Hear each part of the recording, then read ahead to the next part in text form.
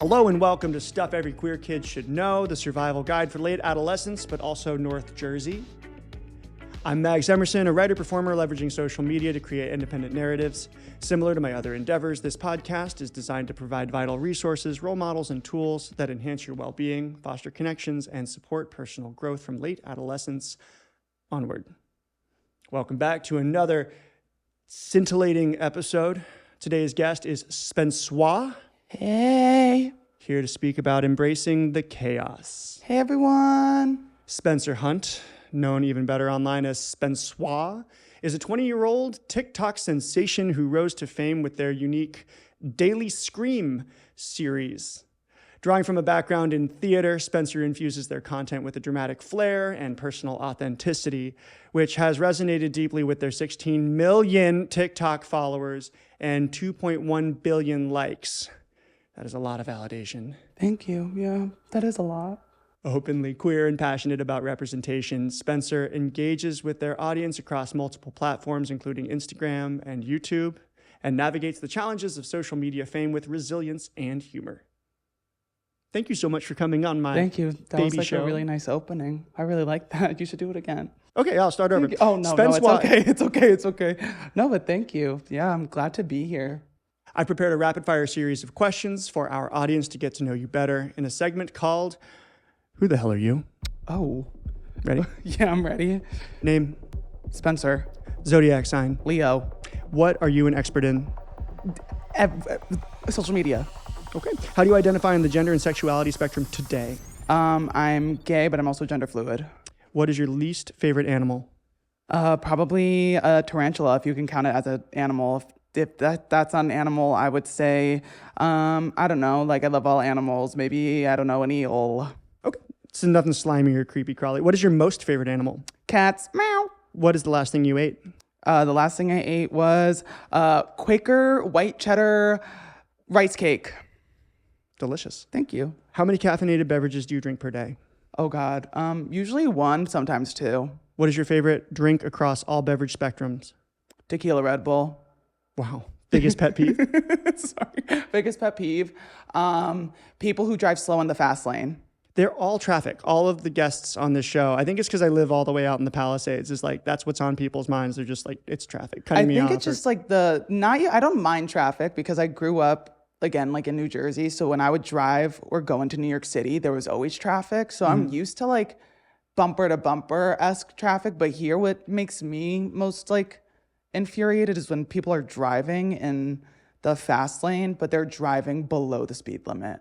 Yeah, they're a little too chill here. Yeah. A little too zen about it. Like, I have places I need to go. And for all you know, I have a pregnant wife in the car and she's about to give birth. I can see that. Speaking of places to go, what is your dream vacation destination? I've always wanted to go to Hawaii. I've never been.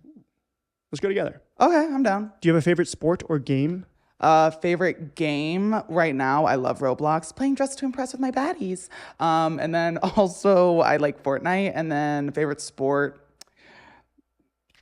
maybe swimming. It was an or. Okay. What is your favorite thing about queer bars? The gay people. Also, I feel like a lot of gay bars have like drag queens, and I love drag performers. They've always been like really nice to me.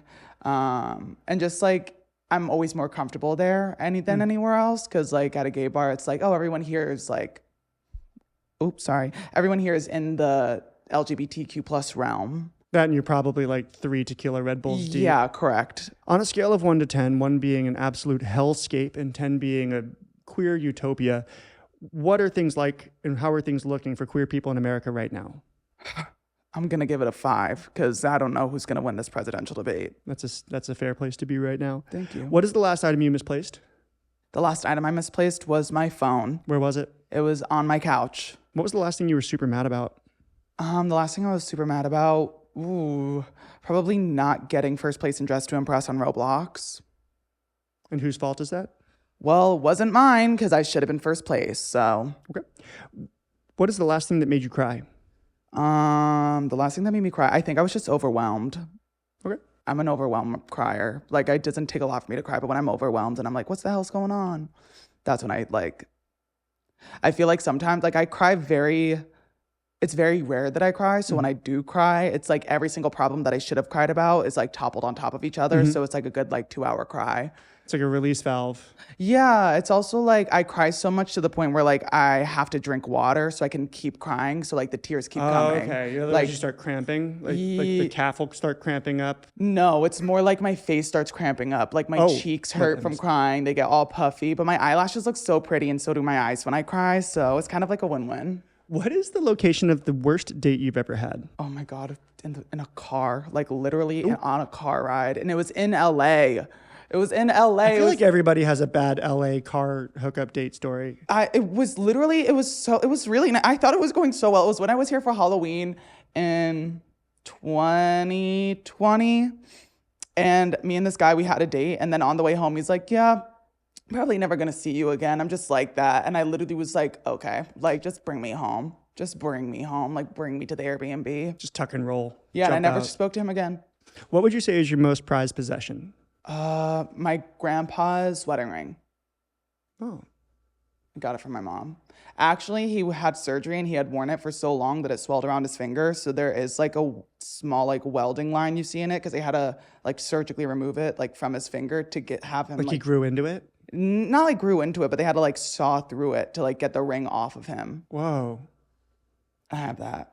So he never took it off? No. I don't even like wear a ring to the gym. Oh, I have my grandpa's wedding ring. And then also my mom has like, it was like a hand-me-down. It was like an old, when you go on a flight, like a makeup box that she got. And I put all like my memories in there. So I have all my Kelly Clarkson CDs in there. I love Kelly Clarkson. Have you ever felt like the stress of living authentically is keeping you up at night? You're not alone. Many of us in the LGBT community face challenges that can disrupt our sleep and overall well-being. I know what it's like to carry the weight of the day into the night. The worries, the stress, and constant pressure can make it hard to unwind. I used to lie awake for hours, replaying conversations and anticipating the challenges of the next day. That's when I found Magnesium Breakthrough. Incorporating it into my nightly routine has been a game changer. It helps me let go of the day's anxieties so I can finally get the deep, restorative sleep I need. Now I wake up feeling more grounded, more myself, and ready to face whatever comes my way. Magnesium Breakthrough is different because it contains all 7 forms of magnesium, each one helping to calm your mind and relax your body. Unlike other supplements, it's designed to support you holistically, helping you both sleep better and feel more centered throughout the day. Take control of your well-being. Visit BIOptimizers.com/MaxEmerson and use code MaxEmerson for 10% off your first order. And when you subscribe, you'll get additional discounts, free gifts, and the peace of mind knowing that your monthly supply is guaranteed. Embrace the rest and renewal you deserve. Ever wonder how your daily habits like your meals, sleep, or stress impact your health? Nutrisense offers a way to take the guesswork out of the wellness journey. For many people, managing health can feel like a shot in the dark. They're trying different diets, workouts, and routines, but without the right information, it's hard to know what's truly working. That is where Nutrisense comes in. Nutrisense isn't just another health trend. It's a comprehensive program that pairs real-time data from a continuous glucose monitor with one-on-one personalized coaching from expert nutritionists. This combination helps users understand how their bodies respond to food, exercise, sleep, and stress, giving them the insights they need to make informed decisions about their health. What sets Nutrisense apart is its unique approach to personalized health. While other programs might offer generic advice, Nutrisense tailors its advice based on your unique data. With the support of a board-certified nutritionist, users can receive customized recommendations that align with their specific health goals, making it easier to achieve lasting results. If you're ready to take control of your health, visit Nutrisense.io/MaxEmerson to get $50 off your first month. That is Nutrisense.io/MaxEmerson. Or you can click on the link in the notes and use my special code, MaxEmerson, for an exclusive $50 discount. Take the first step towards better health with Nutrisense today. Well, that was the rapid fire questions. We're going to get a little more in depth with you now. Okay. Speaking specifically to your journey and your rise to chaotic TikTok fame. Okay. Because I think a lot of the people out here want to know how they can be more like Spencewauh. Babe, I don't think you want to be like me. Well, let's talk about it, and they can realize that maybe they should reassess what their goals are. Yeah. Wow. That's a good way to rephrase it. What initially inspired you to start creating content on social media, and how did you come up with your handle, Spencewauh? Okay. So I, at the time, was supposed to go to school in New York City. I was accepted to Marymount in the Upper East Side of Manhattan for a BFA in acting. Nice. But at the same I went in and I thought I was going to get like a whole bunch of financial aid. That isn't what happened. That's not a cheap school. And then at the exact same time, I was accepted into the NJ STARS program, which is a scholarship program in New Jersey that it allows you to go to community college for free. Mm-hmm. So I ended up saying like, screw it. I went to community college for free. I was at first an English major, then a history major, then a journalism major. And then I was just like, I'll just do communications because it's like an umbrella. All that's said and done. I'm in school, COVID happens. And at the time I was posting on TikTok privately. What year were you when COVID hit? Or like how old were you? This was like was it my second year of college? Wow. Maybe it was like, no. It was my first year of college, second semester. So I was not even, I was 18, 19. Wow. I feel like that's where the real generation line is. Yeah. Is like people whose college and high school were interrupted by COVID because that's just such a crucial. It sucked. It was horrible. And all my friends went to school either out of state or in state, but they were dorming. So they all weren't home. I was stuck at home because we were all on lockdown. Because you were going to community college living at home. Mm-hmm. Yeah, I was going to community college. Which is incredibly intelligent because so many people graduate with crippling debt for an arts degree. But I was also lucky because all I had to do was maintain a 4.0 GPA, and I was like, okay. Yeah. And I maintained it. And then I would upload to TikTok. I remember my friend Mary, she went to school in Washington, D.C. And one day, because like I would upload, I had like a group of friends from high school that followed me, and I would just upload kind of for them. And then my friend Mary or my friend Ava, I forget which one, told me to just like start uploading publicly. And I did. And my first video did really well. The very first one? Yeah. But also at the time, no one was using TikTok. Okay. Like no one was. It wasn't still Musical.ly or something at the time. No, right? It was still TikTok, but it was like, I feel like it had just transitioned from being Musical.ly to like an app where you can talk and be funny. Mm-hmm. Or like there were funny audios that you could use. So there's that. And then my username actually comes from a friend that I had in high school.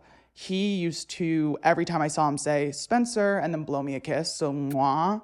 And then over like from I think like sophomore to senior year, he stopped saying Spencer mwah and then just said Spencewauh. So then that became like my nickname for him. And then senior year of high school, it's like a pet names evolution, kind of like Sergeant Pupper becomes Sarge, becomes Good Boy because Hanson calls Henny because And eventually I remember senior year, I was like, I'm going to change all my handles to Spencewauh because it just fits. So that's that. And it wasn't taken. Mm-mm. No numbers, nothing in this day and age. I got Spencewauh all to myself. I mean, Spencer Hunt was taken. So I was just like, I'd rather just... My username actually used to be just.spencer with 2 R's. Just.spencer. Mm-hmm. Is the @Spencer Hunt person, are they cool? I have no idea. You didn't check them out? No. Someone stole my username on Snapchat, though. So my username on Snapchat is Spencewauh with an M. Have you tried bribing that person? Absolutely not. They can have it. Okay. I'm no offense, babe. I'm the one who's verified. They know who's who. Oof. They should just offer it to you. I mean, it's not that they didn't. It was just more of like I don't care. Like you can, like, it's like, again, like I'm verified, so you know. Is that the kind of thing that you would even want to spend your time worrying about? I appreciate that. Yeah, I'm like, okay, like you can have it. I mean, just don't scam anyone. But then again, it's like, it's still like in my link tree and everything. Like my Snapchat is there. So like people know who's who. Snapchat is kind of the scammiest one. Are they using your pictures for it? I have no idea. Oh, you haven't even looked. It's just taken, so like out of sight, out of mind? Yep. Has anyone ever used your pictures or image to try to run scams? I don't think so, no. I know someone once tried to use my image as like a catfish, which was really weird. And it must have been someone I knew because they also leaked my number. Whoa. Yeah, I think it was someone probably that I went to high school with that I don't talk to, but I was like getting all these texts from people being like, oh, I saw you on this dating app. What were their expectations? I think it what was was like this person saying that they were? they were saying that they were me, and I was like on these dating apps, and I had to literally be like, that's not me. But I mean, like, were they like sexting these people and you're getting all these spicy messages? No, I was literally just getting like random messages from people being like, oh, hey, Spencer, what's up? And I'm like, who are you? And they were like, we matched. And I'm like, no, we didn't. And you never figured out who did it? I don't really care to know either, because it's like, I went to high school, like I graduated, I think, with like, we started off, my high school was like 1,000 something, like freshman year, it was like 1,113 students. And then I graduated with like 900 something. And I know like a fair amount of people had my number in high school. So I'm just like, I wouldn't be surprised if it was just anyone. Yeah. And I'm not going to hunt all of you down. I like that you just don't waste your time with any of this nonsense. Oh, yeah, no, I don't really have the time for it. I don't really care. Well, my number did get leaked one time to the extent where I had to, like, block. There's, like, an option you can do on your phone where it's, like, if it's not a contact, it can't. Like, the call will go through, but just go send to voicemail. So that's what I have now. Yeah. I don't get a lot of random calls, though. My rule of thumb is if it's from my home area code, it's a scam. Yeah, that's the nice thing about not getting like an LA area code or New York or something. Oh, what's your area code? 772. Mine's 862. We're like neighbors. Yeah, kinda. Wait, where are you from again? Vero Beach, Florida. Oh, I'm from New Jersey, Passaic County. Yeah. Similar culture. Florida is kind of like the unofficial 6th borough at this point. Oh, yeah, I feel like Florida, on the coast. Yeah, I feel like it would be like New York City, New Jersey, Philly, actually, Okay. Yeah, and then Central East Coast, Florida. Yeah, I feel like Florida should be like a part of the tri-state a little bit. Part of it. Yeah, but you guys like Boca, 100 miles north, 50 miles south. Yeah, Floridians kind of scare me though. What about us?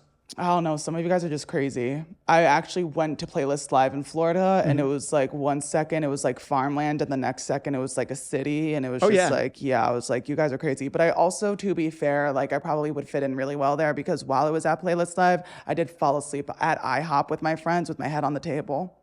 Yeah, you're one of us. Yeah. Jersey is very Florida.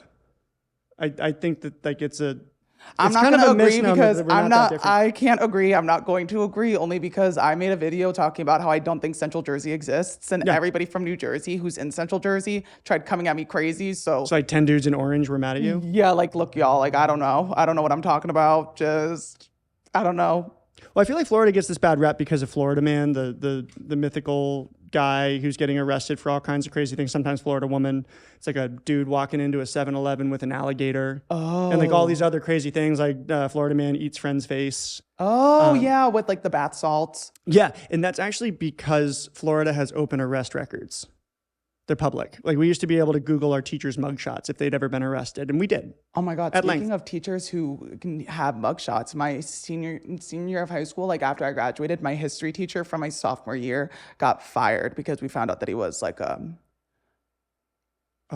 he was real weird. I'm not even gonna say his name, but I always knew. I told all my friends too. I was like, guys, like I am so uncomfortable in this class because I'm not like street smart, but I am book smart. Like I passed with flying colors in school. Yeah, you can sniff a weirdo. Not only sniff a That's weirdo, a weird way to put it. He would literally like call me.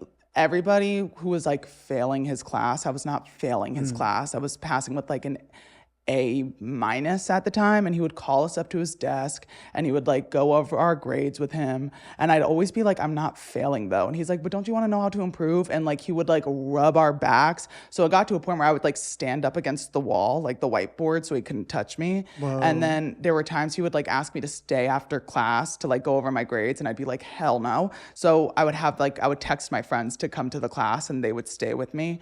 And then after we all graduated, come to find out, it was like actually went everywhere on Twitter in New Jersey, at least. Like I remember kids I like didn't even go to school with, like kids that were from my regional high school, because I didn't go to a regional high school. I went to like a magnet school. Yeah. And kids from my regional high school were like, is this real? Because he was hitting up students after they graduated to come over and like drink with him.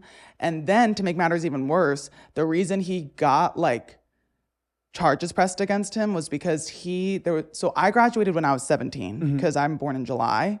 There was a girl in my class who also was born in July, but skipped a grade. So she was 16 when she graduated high school, and he hit her up on Facebook. And he was like, oh, just tell your parents. She literally verbatim said, I only have my permit. I can't drive. And he said, tell your parents to drop you off.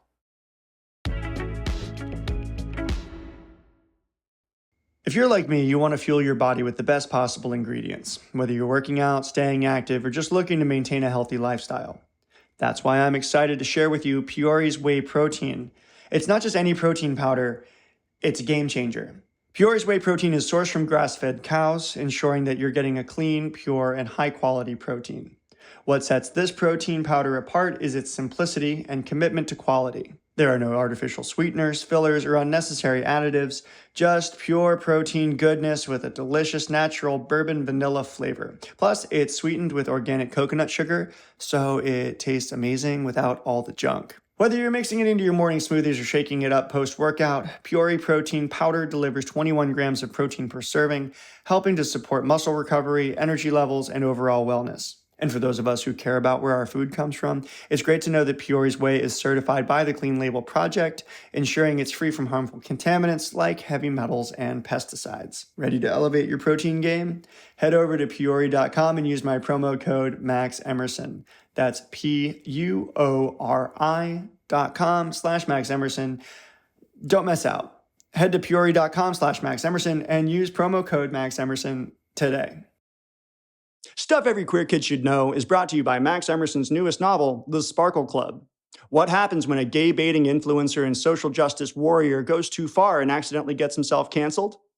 The Sparkle Club is a novel told through 3 alternating perspectives and follows Markle Sparkle on his road to redemption, doing a summer of community service while living in rural Ohio with the family whose lives he destroyed. Only 1,000 limited edition hard copies are available at thesparkleclub.org. The ebook is available at all online platforms. Grab a copy today and see what all the fuss is about. Wow. See, you're proving my point for me, though, in that Florida and Jersey are really not that different. Like, if arrest records were open in Jersey, you better believe there would be Jersey man tries to throw parties with 16-year-old high school students. That sounds like the plot of Ma. Of what? Have you seen Ma? Oh, wait, the movie with the little girl who... It's about the older lady who creeps on the high school kids and like lets them throw parties in her basement. Yeah. I've never seen the movie, but I literally use memes of her all the time because she's so funny. That's required reading, I think. Yeah. But I mean, you seem to have this sixth sense of when something's off. So like, this would be a movie where you would be like, don't go in there, you idiots. Whereas I, a man of a goldfish brain, I don't usually know something intense is happening until I'm like well in it. Oh, yeah. Like, I don't do well with like California passive high context sign signals. Like if you want to break up with me, you can't ghost me. You just have to tell me. Oh. Like, it doesn't work. I'm like, oh, your phone's probably broken. No, okay. See, that's where I think we're similar because I have been ghosted before. And I just like, at first I don't realize it, but then like 2 weeks go by and I'm like, oh, wait, like you really have not hit me up. And then I'll say hi and then I don't get a response. And then I'm like, oh, okay, like I've been ghosted. Interesting, because when I was single, I was also traveling a lot, so I didn't think too much about it. Like, my best friends I won't see for a year or two or more, and they show up and we hang out and it's like no time has passed. Like, we're not constantly texting, we're not in touch all the time. So like, I'm a very low maintenance friend. So if I'm not like official with somebody, like, I don't know, I may not see them for 2 months and I hit them up when I'm in town, and that's how I feel. Maybe I'm the side chick. Maybe that's what was going on. Maybe it's like a little bit. I feel like I'm very low maintenance, and that's why like I've struggled with friendships because I've had friends that are very high maintenance where it's like you need to be there 24/7, and I'm like, girl, like I just want a little, like I do my own thing. That's why you have a cat. Yeah, that's why I have 2 of them. You got another cat? Yeah, wait, let me show you. That's fair. He needed a friend. Okay. She? This is he. This is Momo. Is that the new one? Uh-huh. I love This is Momo. He's a ginger cat. And then this is May. I gotta say, I think orange cats are my favorite. He's actually like, if I was a cat, I would be an orange cat. People say that male orange cats are very aggressive. He is the most non-aggressive scaredy cat I've ever experienced in my life. I thought orange cats were chaotic. They're supposed to be, but he is not. He literally runs, like when I'm going to sleep at night, he runs up on my bed. He'll lay, I'm not joking. I've never met a cat who likes belly rubs. Like he loves belly rubs. It's like, and it's not a trap. No. Every No. cat I've tried to belly rub, they like act like they want it. And then it's like, yeah, with all four. yeah, sets of and claws, it's like they wrap around. No, he's so like, I want belly rubs. And then if you don't give them to him, he just starts meowing. And then sometimes I'm like, girl, like I need sleep. Like we need to stop doing this. And then he'll just keep meowing in my face until I ignore him long enough where it's like, babe, it's 1 a.m. Like I need to go to bed. So you don't have like I don't know how to train cats. Is it like a squirt bottle situation? Is that? Oh, no. I don't even You don't do that. anything. There's I no mean, negative unless reinforcement. like, okay, for example, May, she's the chaotic one. She'll like claw my couch. That's when the spray bottle comes out. Cause I'm like, Okay, so you do have like a corrective. They're not just like, it's not the inmates running the asylum. Yeah, no, like mama knows best. Like, but that's also the thing with like cats. I feel like unlike dogs, like you can go up to a dog, I feel. Cats, like you need to let them go up to you. And then it's like you establish. I think that's the one thing with cats, why people are so like intimidated by them, is because cats, they do naturally, like there is like a dominance factor. So like, for example, I had a cat back home named Cedar. He was a crazy orange cat when we first got him. And I came home from school one day and he jumped onto my back and like clawed me. And I literally was screaming and I was like, I hate an asshole cat. and I didn't mean to, but like I went like this and he flung into a cabinet, dropped to the floor, came up to me and started purring on my leg. Never bothered you again. You put him Never in his ever place. again, because I feel like that was He fell into a pillowcase and started. No, but that's literally it. Like they're like, oh, you have like established this sort of dominance. Also, I feel like I feed them, clean their kitty litter box. They're like, oh, that's mama. Okay. Yeah, I've never thought about cats. I've been super allergic my whole life.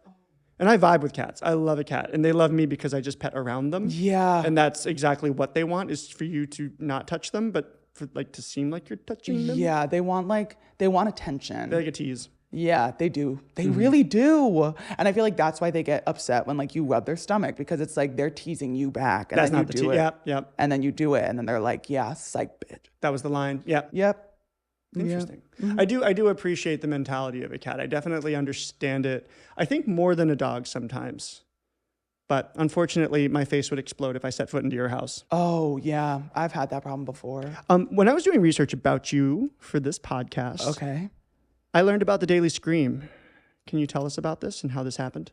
It actually used to not even be called like the Daily Scream. It used to be called the Daily Work Scream. Work Scream. Yeah, this was when COVID was like skyrocketing. And at the time, because I was working at a coffee shop, I'm not going to say the name, but it rhymes with Arbucks.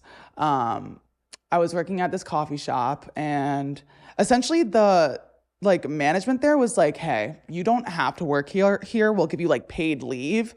But if you choose to stay, like there was like, I think there was like a little like raise that we got, 1, and then 2, less people working means more tips for me. Were the tips significant at the coffee bucks? I worked at like because I was from the tri-state area, I worked at like one of the busier stores. So yeah, the tips there were crazy cuckoo bonks. Like I was I remember there were times where I would leave my tip. Like they would be like, do you want your tips this week? And I would say no. And I'd let them build up. And then when I got my tips, it was like stacks on stacks. And they would have to, at some points, like take out my money and then like replace them with like higher bills. Okay. So because the stack was getting too stripper on a double shift. Yeah, right. In Jersey, did you make minimum wage, or was it like like in Florida for tipped workers, your base pay is $4 an hour, and then the tips are supposed to make it up to at least minimum wage. So in a 2-week period, if you make less than $7 or $8 an hour, the employer has to make up the difference, but it never does because tips accumulate. I think I got paid. Like California, it's always minimum wage no matter what. I got paid like $12.50 an hour plus tip. Dang. And I was working at Starbucks. Schmarbucks. And while I was there, oh my, I remember there were so many experiences that I had where I literally was like, get me out of here now. And it's actually like, I'm not like the things that customers would do. Like we once had someone run into the store, steal our face masks and gloves and run away. Fun. We also had this lady, I'm not joking. We had to pastries or something. Not even, we had to like close early because we didn't have enough workers. And she rolled up to the window and started, I'm not joking, banging on our window. Meanwhile, I'm standing there and she's like, open the window. And I'm like, girl, I can't. Like, you think I run shit here? Like, I'm literally like, I'm being paid New Jersey minimum wage. Like, I'm not opening this this window for anybody. Everything is clean. Would you like to know what my first job paid? What? Not counting my dad making me work at his dental practice, which was garbage. But my first real job, $6.50. Oh, hell no. Yeah. All the ice cream I could eat, though. Oh, okay. Wait, that I would take. Well, I brought home like a giant sundae every single night. this is like hypothetically speaking. When I was, oh wait, but yeah, Hypothetically. horrible things would happen. And then one day I got in my car and I was like, I've had enough. Not only had I had enough, but it had rained when I was working. And I'm not joking, a puddle had accumulated around my car. And I kid you not, it was like I had to step through the Marianas Trench. Is that what it's called? The Mariana Trench? That's one of them, yeah. Yeah, I had to like step through it to get to my car. And it was, my shoes were squeaking, my socks were wet. And I was like, no, I've had enough. So I screamed in my car about that. And then the Daily Scream was born. So you're basically the internet's stress ball. Yeah, that's what I was. The squeezy ball when you squeeze it and its eyes pop out. Yeah, that's how I felt. Yeah. And then. It's an archetype. It's one of the core archetypes. There's like the hero, the virgin, the stress ball. It's a story structure thing. I didn't know that. Well, maybe I did. I'd have to go back to school. How long did the daily work scream? It was like every day I worked, I would do one. And then it got to a point where just horrible things were happening to me in my day-to-day life. So I didn't even have to go to work. At one point, our house was getting renovated and they cut our cable line. And I was also in school full-time while working part-time. So everything was online because it was COVID. We had no Wi-Fi. I had to like... So you had to go to a hotel. A hotel. I stayed in a hotel for almost like a month. Pretty much. As a Wi-Fi refugee? Yeah. Okay. It was horrible. I mean, no, it wasn't. It was like my first experience living alone. Like I loved being in a hotel by myself. But yeah, it was just like one bad thing after another. And I was like, I cannot do this anymore. Like this is just too much. Was there ever like a happy scream? Oh yeah. I mean, when you would have like a good shift scream or like... Oh, never a good shift. Someone's phone number gets dropped or... No. It was always like good things that would never happen at work. Like ever. But... That's fair. You're not getting the best of people when you're in the service industry. Yeah, no, there's a lot of punching down. Yeah, they're not nice. Especially like, I will say this, like people on the East Coast are... I'm not going to say like they're more like rude, but they're very like blunt. Like they're very like, I feel like here people are more passive with how they feel. Yeah. There it's just like, no. Like it's just like straight to the point. Like this drink sucks, make it again. Well, in Jersey in particular, I feel like has a reputation for being almost like the little dog next to New York. So they're even louder and even frontier and even like pushier. Yeah. As a result, like they've really leaned into it. Yeah. I thought it was a ghost. I'm sorry. Yeah, dog life. I thought it was the ghost. I was like, the ghost? I was like, the murder closet. Mm-hmm. I've recently shared with Spencer that our house is haunted, and after this podcast, I'm going to show him the murder closet. Sorry, Sarge. I literally was like, okay, we're done for. Oh.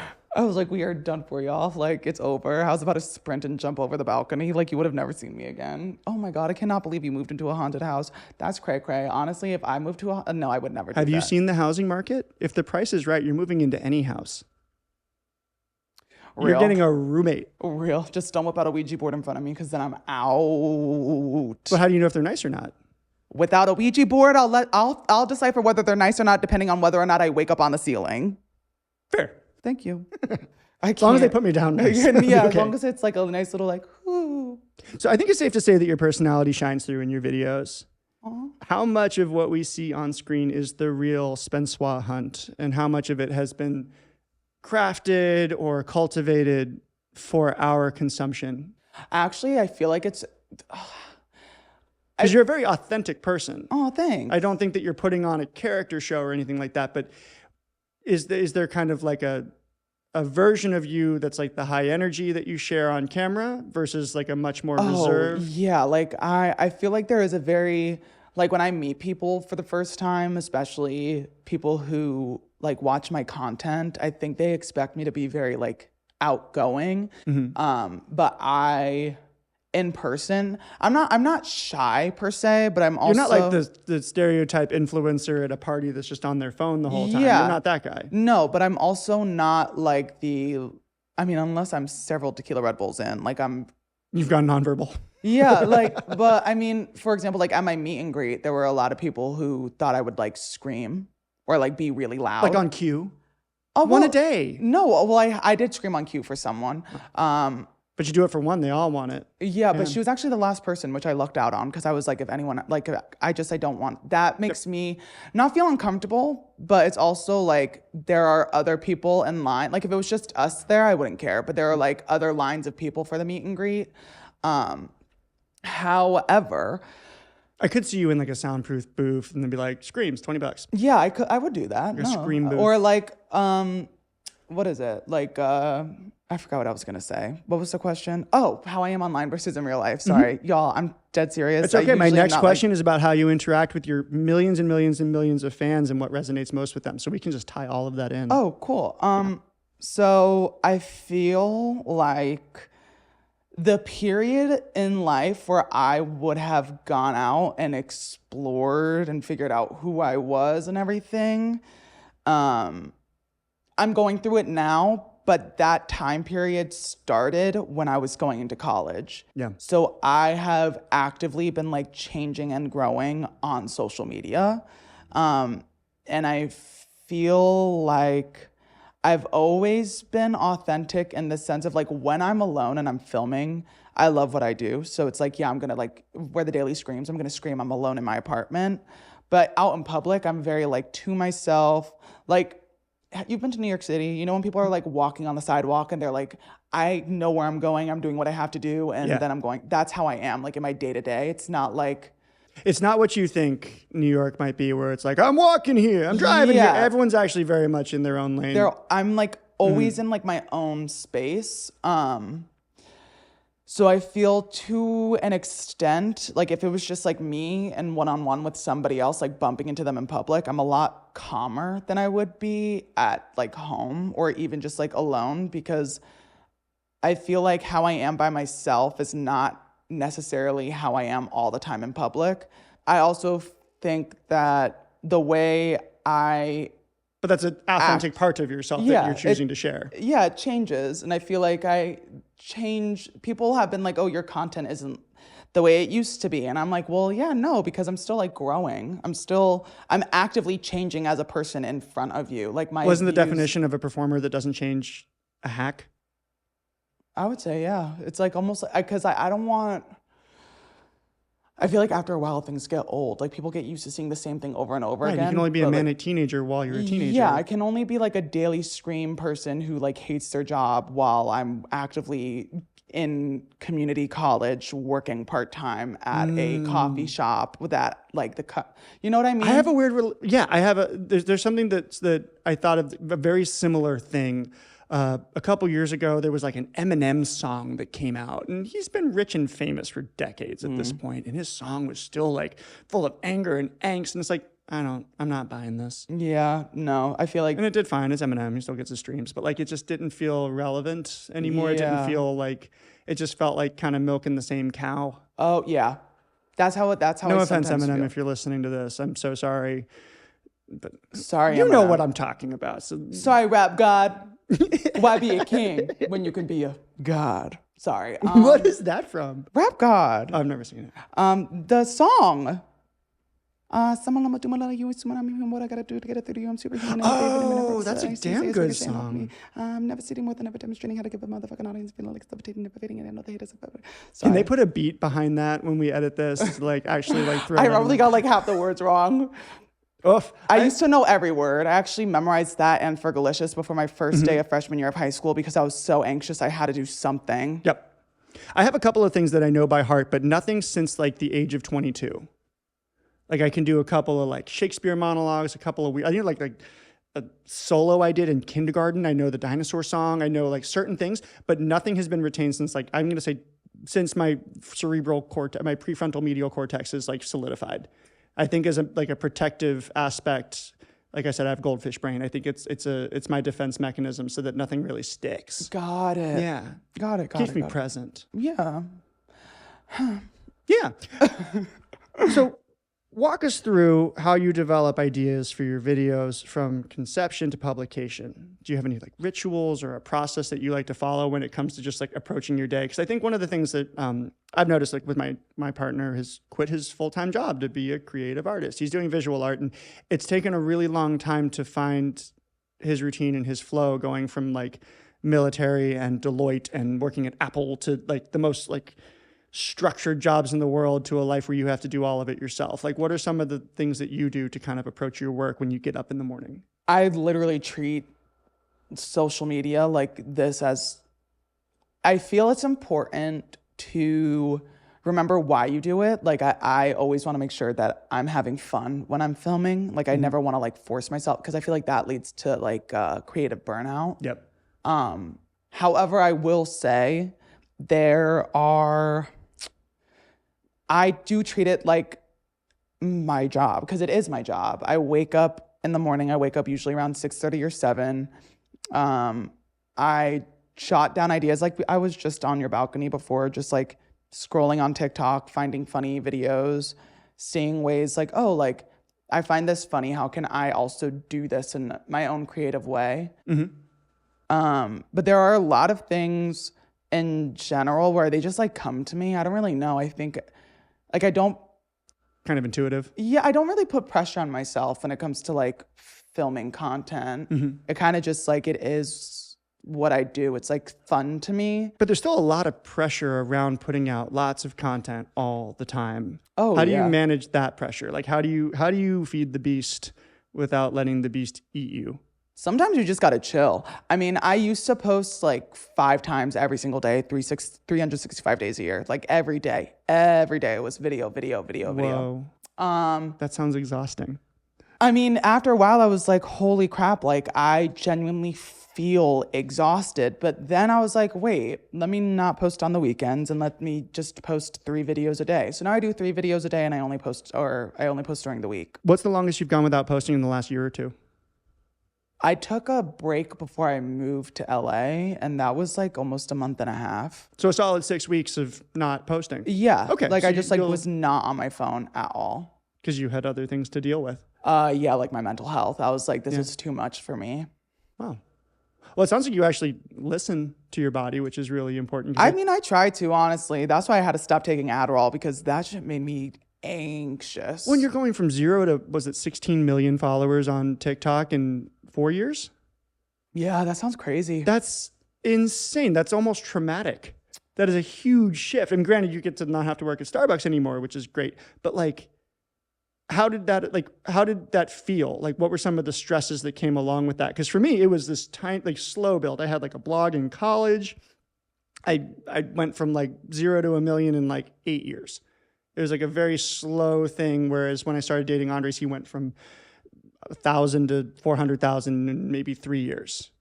And it really kind of cracked him up a little bit. Like it came with a lot of like watching himself and a lot of indecision because of that. There's sort of like a paralysis that can happen.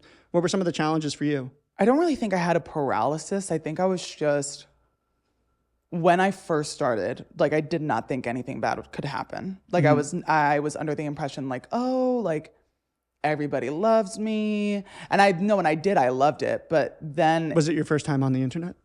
Yeah.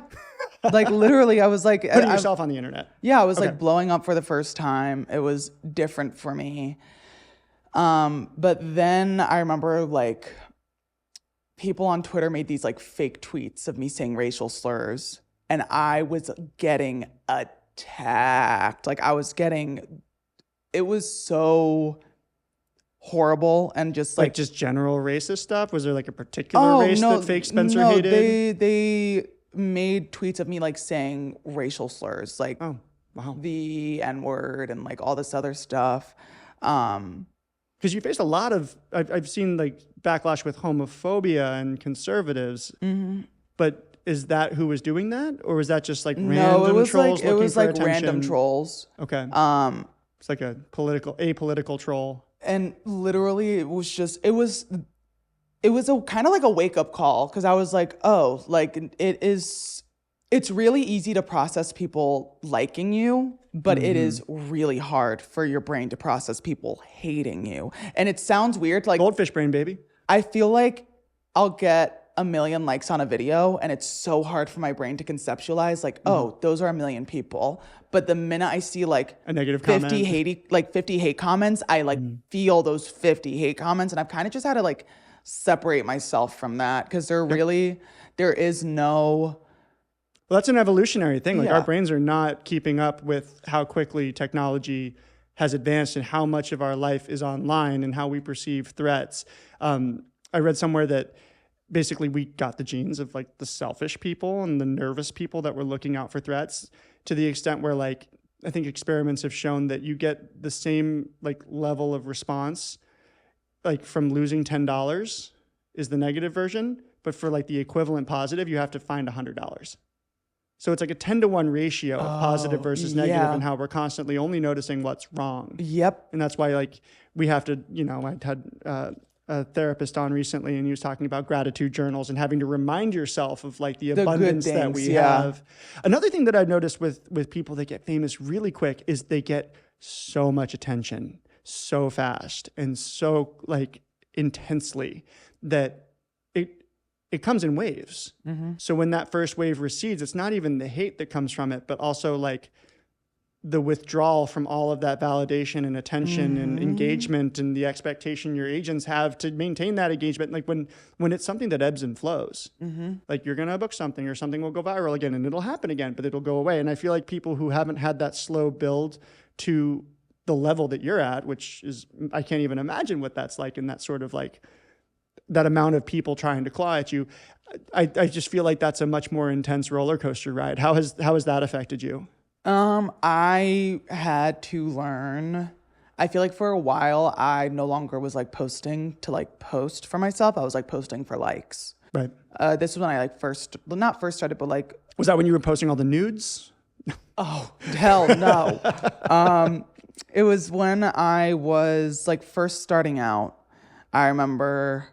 What was some of the stuff that you felt like? What's an example of something that you didn't care for, but you figured was just going to perform well?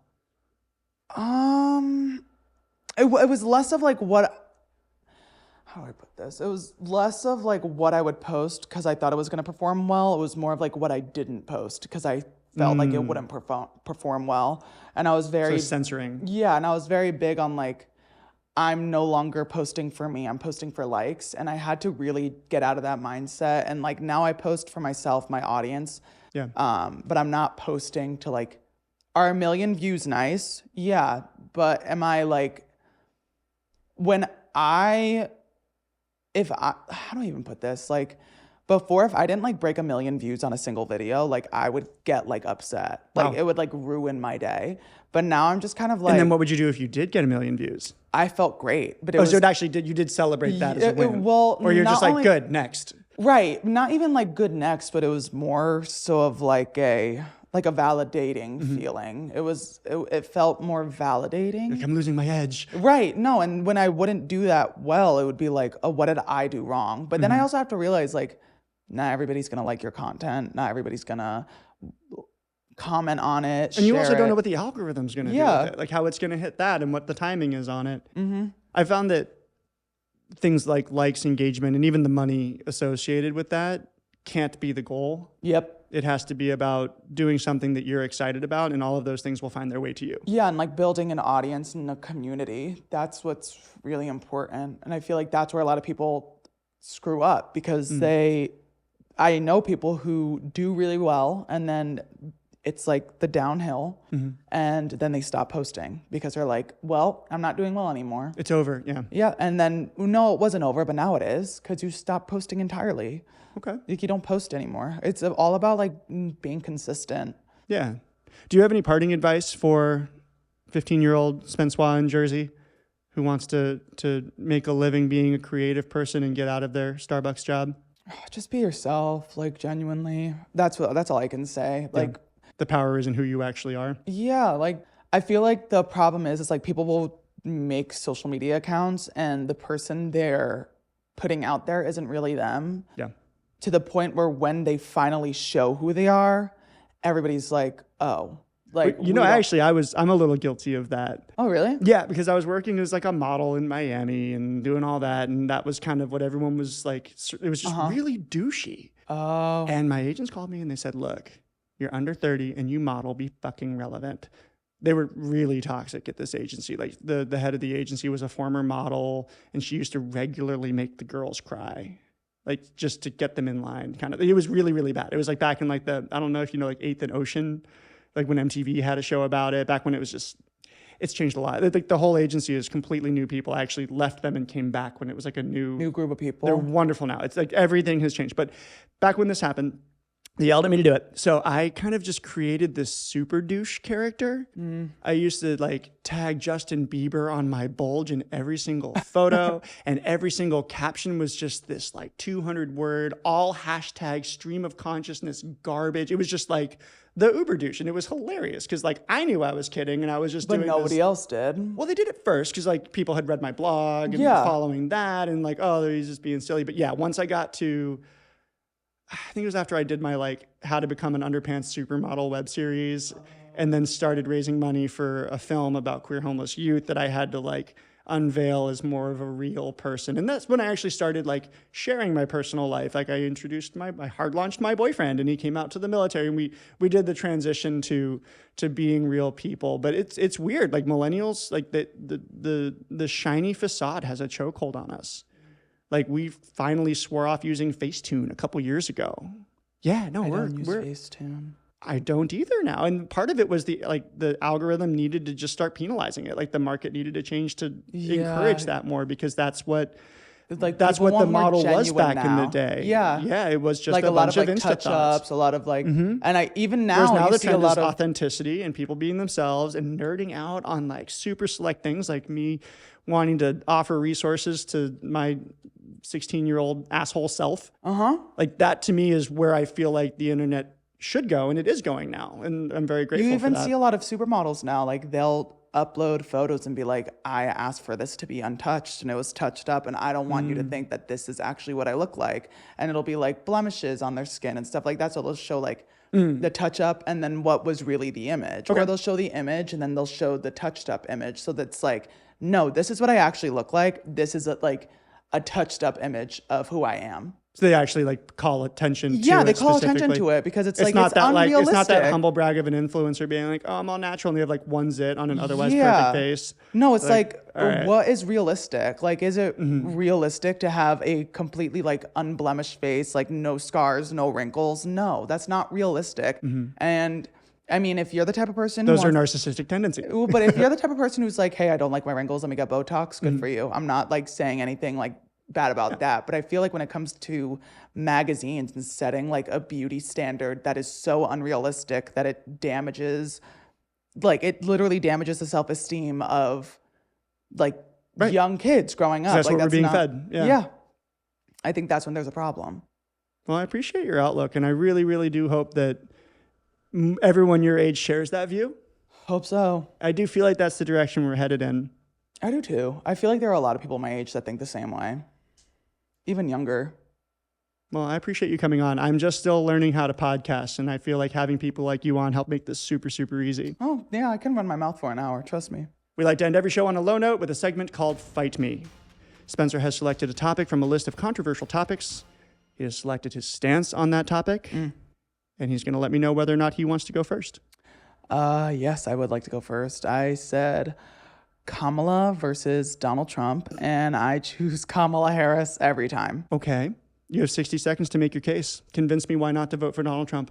Well, Donald Trump is a raging narcissist, and I don't think he's actually running for this country. He's running for himself. Not only that, but he's actually said to Christian voters that they'll never have to vote again, meaning like he would make it as...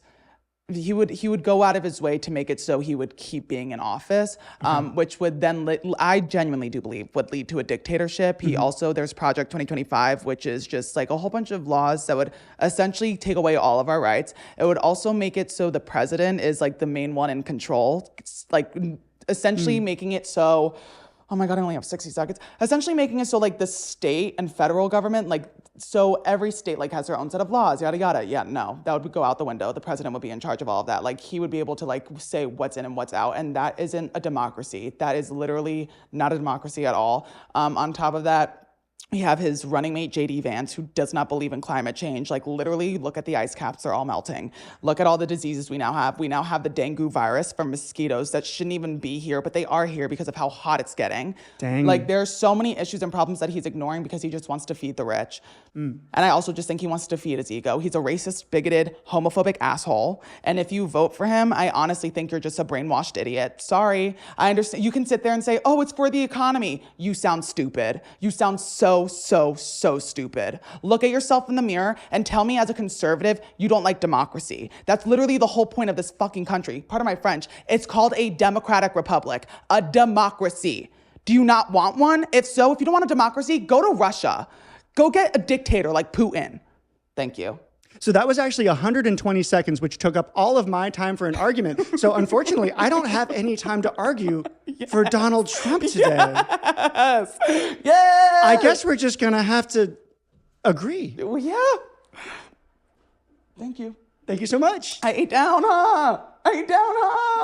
Thank you so much for listening to this episode of Stuff Every Queer Kid Should Know. This is a Wellness Loud production produced by Drake Peterson and Jake Wachtel. Additional production by Cass Falding and Chantilly Toison.